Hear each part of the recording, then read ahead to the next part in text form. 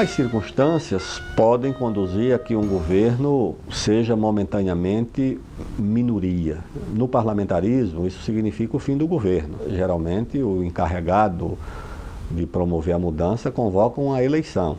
Não tem como manter um governo parlamentar em minoria. A obrigação de todo governo parlamentar é construir a maioria dentro do parlamento, senão o governo cai. No presidencialismo, isso é diferente. É uma situação difícil, não é confortável, nem é a longo prazo sustentável. O governo, para governar, tem que ter maioria.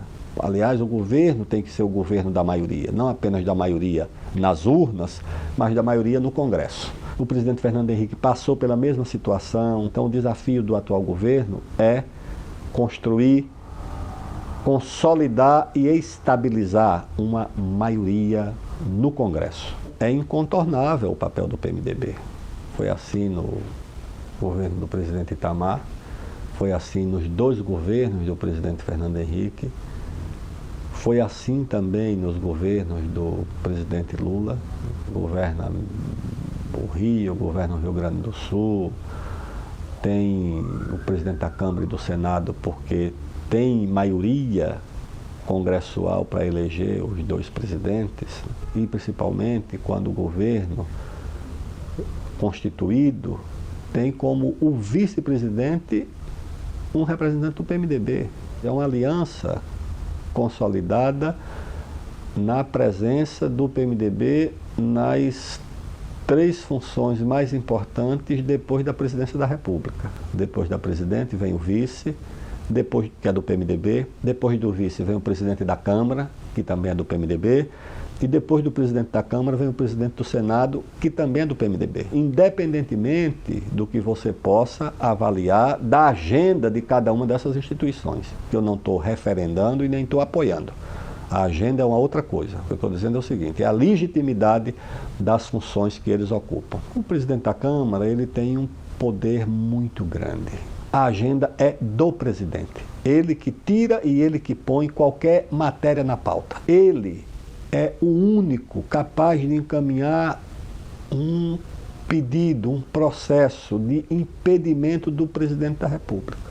Isso não está submetido aos líderes, nem ao plenário, nem ao colegiado, que é a mesa diretora. A mesa diretora não se pronuncia sobre isso. Então é uma força muito grande. Por essa razão, tem que haver, como a Constituição recomenda, uma relação de independência e harmonia. Não há subordinação, mas há harmonia. Por quê? Porque todos eles são poderes de Estado, todos eles representam a sociedade nacional. Ou seja, não são feitos para competir, para disputar. Eu acho que o Congresso não é tão conservador como dizem. O Congresso, eu acho que ele tem mais uma certa desorientação na sua agenda.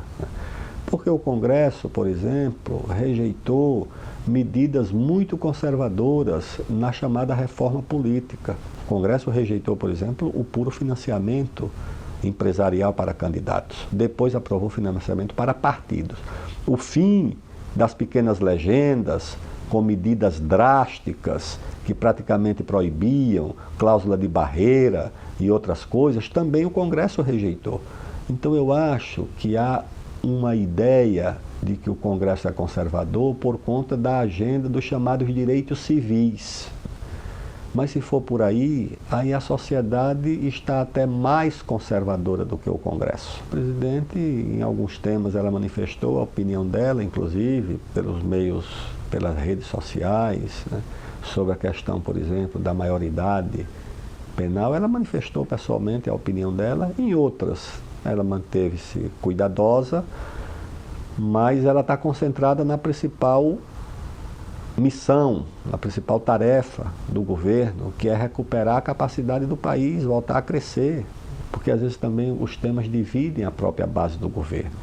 Então, quando você vê os partidos da base do governo divididos em torno de determinados temas, recomenda-se que ela tenha prudência, né? Porque afinal de contas, ou seja, são partidos que também integram a base do governo.